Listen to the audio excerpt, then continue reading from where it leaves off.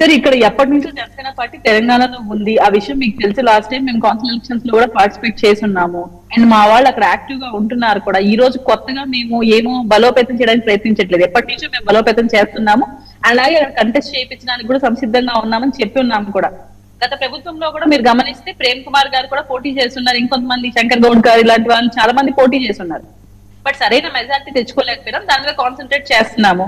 అలాగే పార్టీ అడుగుజాడల ప్రకారం ఇంకా బలోపేతం చేయడానికి కొత్త నాయకత్వాన్ని ఎంకరేజ్ చేయడం కోసం కూడా అక్కడ కార్యాలయాన్ని ఏర్పాటు చేసి అవైలబిలిటీగా ఉంటూ ఇన్ఛార్జెస్ ని కమిటీస్ ని కొత్తగా ఏర్పాటు చేయడంగా ఆకాంక్షిస్తున్నారు. సో ఇక్కడ ఇప్పటికిప్పుడు మనం తీసుకుంటున్న నిర్ణయాలు కాదు. గతంలో కూడా ఈ పార్టీ అక్కడ ఉంది. గతంలో కూడా కార్యాలయాలు ఉన్నాయి. గతంలో కూడా నాయకులు పార్టిసిపేట్ చేస్తున్నారు. ప్రతి ఇష్యూలో యాక్టివ్ గా ఉంటున్నారు. ఫస్ట్ అది కన్సిడర్ చేయాలి. ఇప్పటికిప్పుడు వచ్చిన మార్పు కాదు.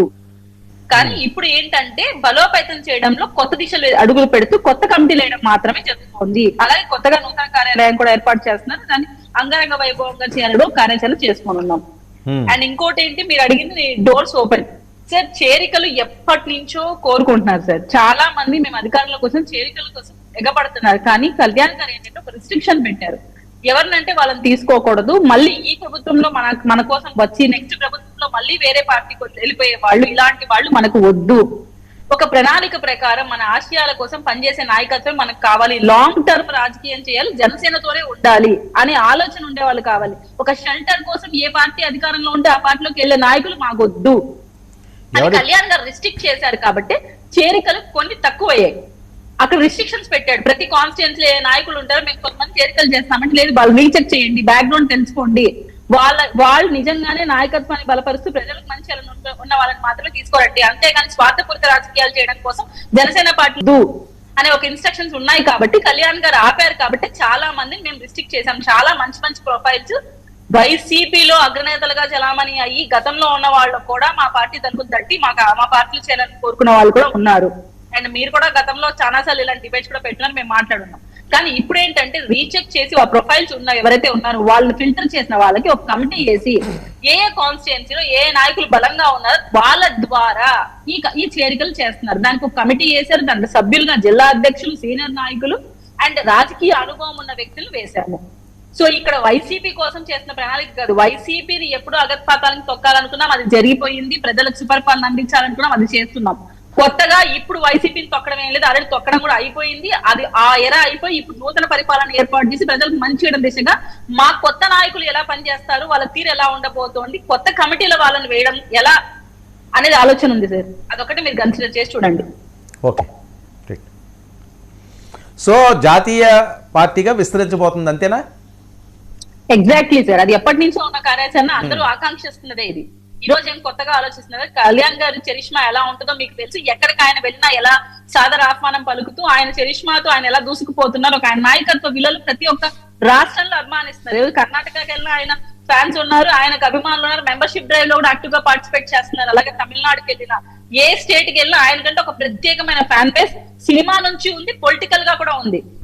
అది ఎవరు కాదనలేరు. సో ఆ చరిష్మాని మేము కరెక్ట్ గా వాడుకొని రాష్ట్ర నాయకత్వాన్ని కూడా డెవలప్ చేసుకుంటూ పోవాలని కళ్యాణ్ గారి ఆలోచన. అనిత గారి మీద ఏంటండి, అనిత వర్సెస్ అమర్నాథ్? సార్ మీకు తెలుసు, నేను ఇక్కడ ఈ రోజు మాట్లాడటం కాదు, కానీ గత ప్రభుత్వంలో ఎంత నోటిదూల మాటలు ప్రతి ఒక్క వైసీపీ నాయకుడు మహిళల మీద చేసేవాళ్ళు. అందులో నేను కూడా ఒక బాధితురాలని. ఇలాంటి డిబేట్ లో నన్ను కూడా అలాగే సేమ్ ఈ రోజు అనిత గారిని ఎలా మాట్లాడారో అలాగే మాట్లాడితే కళ్యాణ్ గారు ప్రత్యేకించి ప్రస్తావించి మరి ఇలాంటి మాటలు మాట్లాడకూడదు. మహిళలు ఒక కట్టు బొట్టు ఒక వాచ్ పెట్టుకొని వచ్చి డిబేట్స్ లలో ప్రెస్ కాన్ఫరెన్స్ లో కూర్చుంటే దాన్ని కూడా కించపరిచి మాట్లాడే కవ ఎందుకు వస్తుంది వైసీపీ నాయకుడిని? మహిళామూర్తి అనేది వాళ్ళు ఒక అలంకారానికి ప్రతిరూపంగా మనం చూస్తాం. అది కూడా క్రిటిసిజం గా తీసుకొని ఈ రోజు క్రిటిసైజ్ చేస్తున్నారంటే వీళ్ళు నీచ స్థాయి వ్యక్తులు ఎలా దిగజారిపోతుంది. అండ్ అమర్నాథ్ రెడ్డి గారి మాట తీరు ఎలా ఉంటుందో మీకు ఫస్ట్ నుంచి తెలుసు. ఒక అవగాహన ఉండదు, ఏది పడితే అది మాట్లాడతారు. దావోస్ విషయంలో మనం గమనించాం. ఎందుకంటే మీరు అటెండ్ కాలేదంటే అక్కడ చలి ఎక్కువ ఉంది అని ఒక ఇర్రెస్పాన్సిబుల్ ఆన్సర్ ఇచ్చిన ఒక గత మినిస్టర్ ఆయన. అటువంటి వ్యక్తి నుంచి మేము సంస్కారం ఎక్స్పెక్ట్ చేయట్లేదు. బట్ నేను జగన్మోహన్ రెడ్డి గారి నుంచి ఎక్స్పెక్ట్ చేశాను. ఆయన ఏమన్నా దీన్ని స్పందించి ఇది తప్పు అని ఖండిస్తారేమో.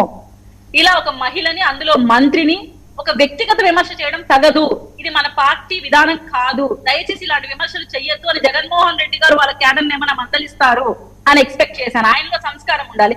కానీ సొంత చెల్లిని తల్లిని క్రిటిసైజ్ చేస్తుంటే సోషల్ మీడియాలో ఆయనకి ఎవరైతే మద్దతుదారులుగా ఉంటారో వర్రారెడ్డి వాళ్ళ దగ్గర జరుగుతుంటేనే ఆయన ఖండించలేదు. అలాంటిది అనితా మేడం మీద జరుగుతుంటే ఆయన ఖండిస్తారని ఎక్స్పెక్ట్ చేయడం కూడా అవివేకం అని ఈరోజు మాకు అర్థమవుతుంది. బట్ ఈ టైప్ ఆఫ్ రాజకీయం అయితే వైఎస్ఆర్సీపీ పార్టీ ఎందుకు కంటిన్యూ చేస్తుందో, ఏం కోరుకుంటుందో నాకు అర్థం కావట్లేదు. సభ్య సమాజం సిగ్గుపడేలాంటి ఈ రాజకీయాలు చేయడం ఇకనైనా మానుకోవాలి. అది నాయకుడుగా వీళ్ళు ఎవరైతే భావిస్తున్నారో జగన్మోహన్ రెడ్డి గారికి ఉండాలి. ఒక మహిళని కించపరిచేలాగా మాట్లాడితే ఇప్పుడు మహిళలు రాజకీయాల్లోకి వస్తున్నారు, మీరు అది కూడా అణచివేయాలని చూస్తున్నారా, లేకపోతే మీ వ్యక్తిగతంగా ఒక మహిళను టార్గెట్ చేస్తే ఒక బ్యాక్ స్టెప్ వేస్తారు, తద్వారా మీరు సక్సెస్ అయినట్టు ఫీల్ అవుతున్నారో నాకైతే అర్థం కావట్లేదు. మహిళల్ని వ్యక్తిగతంగా మాట్లాడమే సార్. ఇప్పుడు ఒకవేళ మీకు ఏమైనా ఆమె అనితా గారి విషయంలో ఏదైనా మీకు తప్పు కనపడింది, ఆ పర్టికులర్ పాయింట్ ని అనితా గారు మీరు ఈ పాయింట్ తప్పు చేస్తున్నారు, ఇక్కడ ఈ లా అండ్ ఆర్డర్ కరెక్ట్ గా లేదు, ఈ విషయం గురించి మాట్లాడాలి. అంతేగాని ఆవిడ వేసుకున్న అలంకరణ గురించి మాట్లాడుతున్నారంటే ఎంత దిగజారిపోతున్నారు అంటే వీళ్ళ ఫ్రస్ట్రేషన్ ఏ పీక్స్ లో ఉందో మీరు అర్థం చేసుకోండి. బట్ జగన్మోహన్ రెడ్డి గారు మాత్రం యావత్ ఆ ఏపీలో ఉన్న మహిళలందరూ సిగ్గుపడుతున్నారు ఆయన స్పందించకపోవడం గురించి మాత్రం. నాకు అమర్నాథ్ రెడ్డి గారి దగ్గర నుంచి అంత సంస్కారం నేను ఎక్స్పెక్ట్ చేయట్లేదు. ఒక మహిళను అంత కించపరిచి పబ్లిక్ మీటింగ్ లో మాట్లాడిన వ్యక్తి సంస్కారంతో ముందుకు వచ్చి క్షమాపణ చెప్తారని, వాళ్ళ కుటుంబ సభ్యులు ఆయనకు బుద్ధి చెప్తారని నేను అనుకోవట్లేదు. బట్ జగన్మోహన్ రెడ్డి గారు మాత్రం స్పందించి ఉంటే చాలా బాగుంటుందని అనుకుంటున్నాను సార్. వెంకటరెడ్డి గారు ఏమైనా స్పందిస్తారా? జగన్మోహన్ రెడ్డి గారు స్పందించాలంటున్నారు అమర్నాథ్ గారి అంశం మీద. జనసేన విస్తరణ అనేది మీకు పెద్దగా అంత ఇంపార్టెన్స్ మీరు తీసుకోరు కాబట్టి అసలు నేను ముందుగా మీకు ప్యానల్లో ఉన్న అందరికీ అట్లానే